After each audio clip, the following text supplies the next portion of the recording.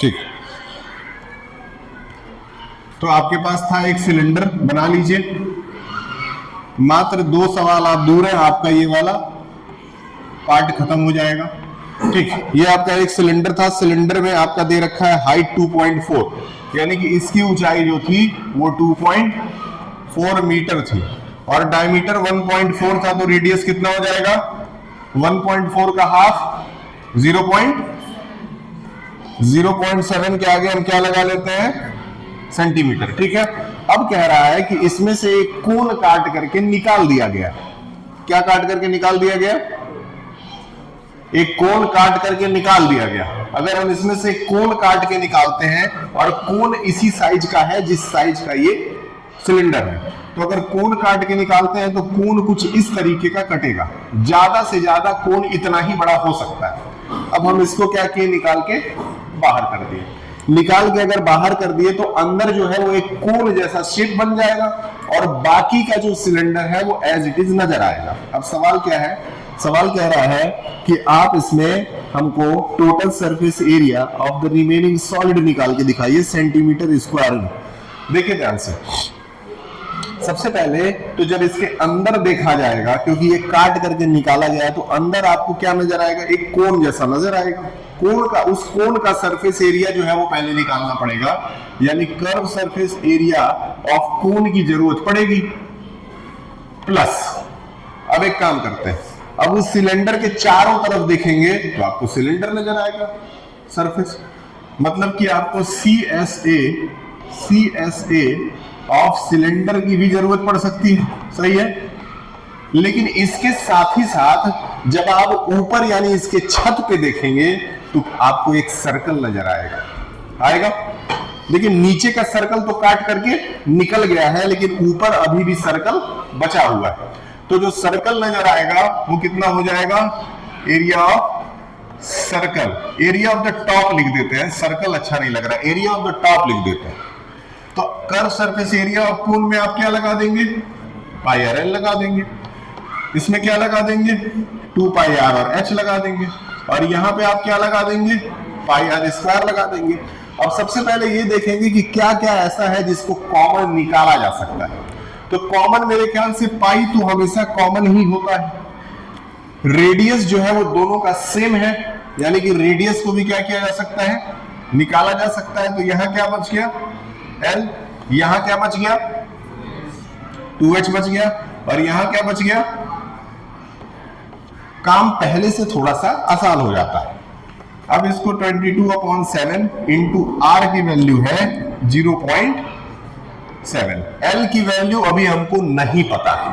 तो कोई बता सकता है L की वैल्यू क्या हो सकती है? अगर ये 2.4, देखिए ध्यान से, अगर हमको L की वैल्यू निकालनी होगी तो अंडर रूट में हम R का स्क्वायर प्लस H का स्क्वायर जब करेंगे तो R की वैल्यू 0.7 है और H की वैल्यू 2.4 है।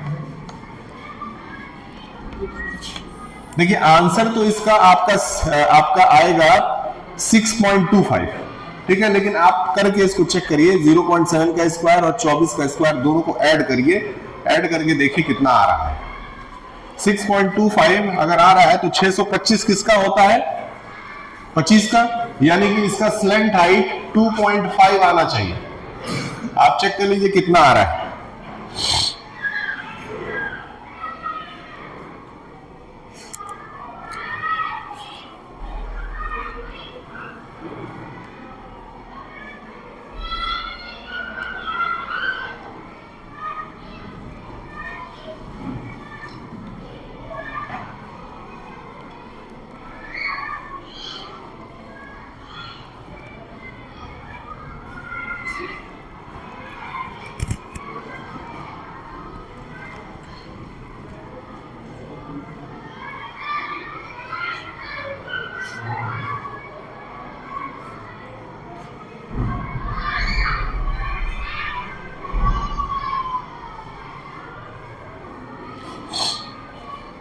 आपको करने का मन नहीं कर रहा है आज?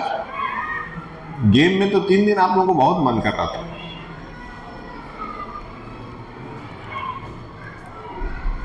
पढ़ लीजिए।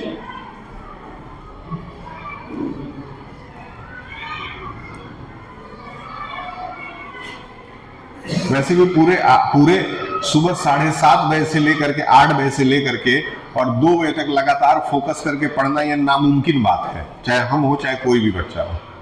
मैं खुद ही पढ़ने बैठता हूँ तो 40 मिनट 1 से पढ़ता हूँ, फिर 15 मिनट इंटरटेनमेंट करता हूँ, फिर 40 मिनट, फिर 15 मिनट, ऐसे 40 मिनट 15 मिनट कर करके जो है वो अगर लगातार पढ़ेंगे तो बोर हो जाएंगे।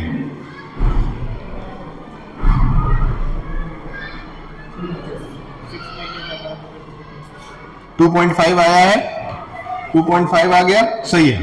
तो 2.5 अगर आ रहा है, सबसे पहले तो इसको जोड़ने पे 6.25 आया होगा, आया है ना, तो ये आपका 2.5 बन गया। तो स्लैंट हाइट दे दी आपको, तो यहाँ पे सीधे आप 2.5 रख लीजिए plus 2 into H, sorry H की वैल्यू क्या है बताएं, 2.4 है, और आर की वैल्यू क्या थी, 0.7 है। इसको सॉल्व कर दीजिए और बताइए। देखिए यहाँ पे देखिए एक चीज, 0.7 के टेबल में 7 10 बार में कट जाएगा, ये इससे 10 बार में कटेगा, नीचे 10 आ रहा है, याद रखिएगा 22/10 आ रहा है, तो इसको हम सीधे इसको हटा करके हम 2.2 ही डायरेक्ट यहां ले रहे हैं, सही है, ठीक।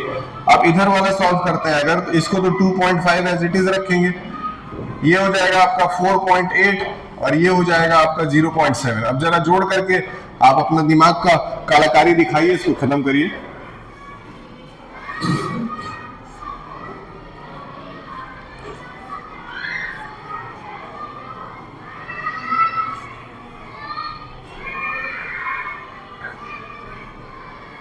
आ रहा हो, आप बाहर क्यों खड़े, जरूर कुछ गलती कर रहा हूं।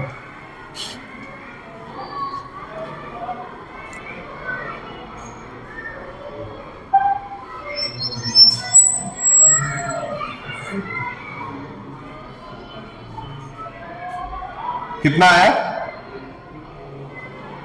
जो भी आएगा वो डायरेक्ट आंसर ही होना चाहिए, चेक कर लीजिए। नियरेस्ट सेंटीमीटर स्क्वायर में अगर आंसर मांगा है,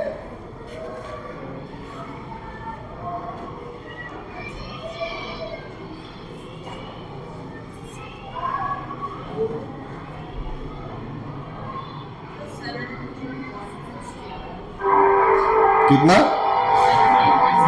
देखते हैं, 12.1 कितना दिया है, दिया है ना, ठीक। देखिए इसको सॉल्व करने में कितना आया, 17.660, ठीक है, 60 सेंटीमीटर स्क्वायर अगर आ रहा था, तो बोला है नियरेस्ट सेंटीमीटर में कन्वर्ट करने के लिए, नियरेस्ट में जाएंगे तो क्योंकि ये नंबर जो है वो 5 से बड़ा है, तो बड़ा होने की वजह से इसको क्या कर दिया जाएगा, राउंड ऑफ कर दिया जाएगा। राउंड ऑफ करके 18 दिया है, ठीक है, 18 लिख करके छोड़ दीजिए, 18 सेंटीमीटर स्क्वायर। अब देखिए एक सवाल बचा है, उसको करने में फॉर्मेट में लिख करके आपको दे दे रहा हूं, उसको आप घर पे भी या फिर ये भी बैठे बैठे सॉल्व कर दीजिएगा, आपका ये एक्सरसाइज पूरा हो जाएगा। उस सवाल को यही किनारे समझ लीजिए, बताइए। सेंटीमीटर स्क्वायर है ना, तो बोला है नियरेस्ट सेंटीमीटर स्क्वायर में चेंज कर दीजिए, तो क्योंकि 17.5 से बड़ा था तो इसीलिए मैं 18 में कन्वर्ट करा दिया हूं, ठीक है। अब देखिए यहाँ पे कह रहा है कि आपके पास एक सिलेंडर है, इसमें यहां से भी काट के और यहां से भी, दोनों तरफ से हेमिस्फीयर कट करके निकाल दिया गया है। जस्ट लाइक कि आप किसी शादी वगैरह में जाते हैं तो आइसक्रीम काटने वाला जो रहता है वो ऐसे आइसक्रीम काट के निकाल के आपको ऐसे करके दे देता है। इस समय तो खैर शादियों का समय है, तो ये प्रैक्टिकली आप जा करके किसी मैरिज हाउस में चेक कर सकते हैं, ठीक। हाँ अब देखो कुछ ना कुछ तो आएगा ही।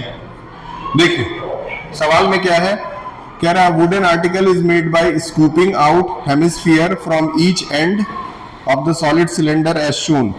कह रहा है the height of the cylinder is 10 centimetre. Height जो है यहां से यहां तक वो 10 सेंटीमीटर दे रखा है, ठीक, 10 सेंटीमीटर दे रखा है, and its radius base is of radius 3.5, और इसका जो बेस है उसका रेडियस 3.5 दे रखा है, 3.5 सेंटीमीटर दे रखा है। ठीक, अब ये दो चीजें अगर आपको दे दिया है तो टोटल सरफेस एरिया मांग रहा है।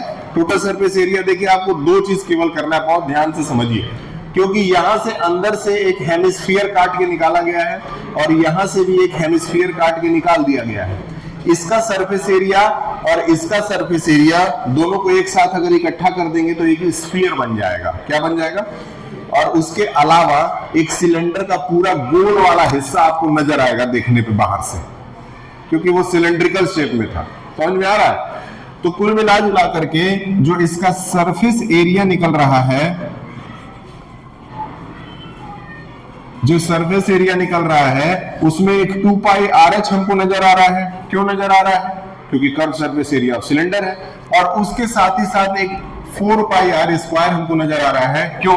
क्योंकि इसका हेमिस्फीयर और इसका हेमिस्फीयर अगर जोड़ दिया जाए तो कितना आ जाता है? 4 पाई R स्क्वायर, क्योंकि हेमिस्फीयर का होता है 2 पाई R स्क्वायर। हाँ, देखो इस क्वेश्चन को एक पेज में भी कराया जा सकता है और 4 लाइन में भी कराया जा सकता है।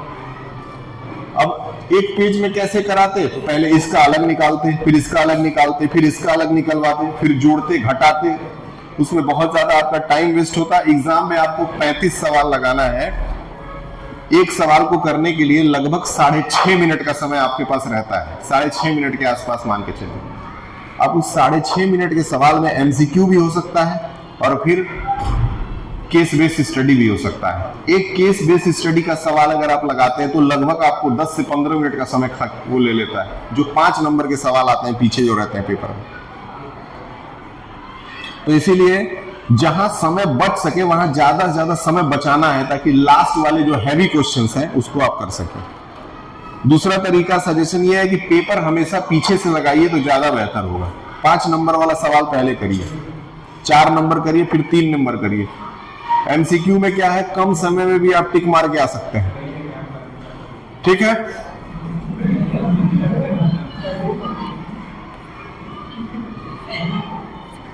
टू पाई अगर इसमें से कॉमन ले लिया जाए क्या बचेगा? यहां क्या बचेगा? यही बचेगा।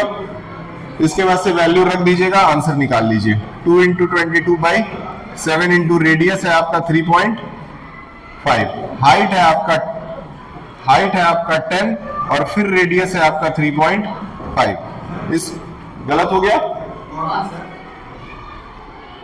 बताइए, कॉमन लेने में गलत हो गया? अच्छा, यहां पे बिल्कुल सही है, 2R बचना चाहिए। तो 2 इंटू कितना आ जाएगा? ये 3.5 आ जाएगा। अब इसको सॉल्व करके इसका आंसर आप लिख दीजिएगा। आ गया आपका आंसर 374। इनका आंसर आया है, इस हिसाब से चेक कर लीजिएगा सही है कि नहीं।